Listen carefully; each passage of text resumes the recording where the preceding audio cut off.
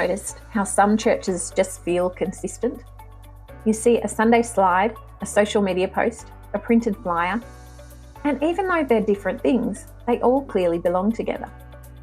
This doesn't happen by accident. It usually comes from something called a style guide. Now, this might sound a bit corporate, but it isn't just for big city churches. Even small churches can do this easily, making things much simpler for volunteers and leaders alike. So what is a style guide?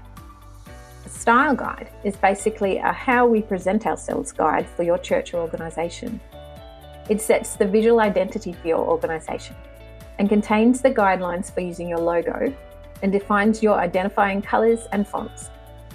It helps ensure everyone stays on the same page without having to ask, wait, what colour was that again? Firstly, let's look at your logo. Your logo is like your visual signature. Your style guide should define what are your full colour logos, what are your black, white and grayscale logos, and what are your horizontal and vertical layouts for your logos. It also sets things like what is the minimum size that should be used to ensure that it's always readable, and what is the space it needs so it doesn't feel squashed. It also shows what not to do, like stretching your logo, changing the colours, or giving it a glow effect. Tools like Canva, Adobe Express or Figma make it easy to create different versions of your logo without needing a design degree. Next, let's look at your colour palette. Colours do more than just look nice, they set the tone. Your style guide locks in primary colours, your main identifying colours, and secondary colours, supporting colours that keep things flexible.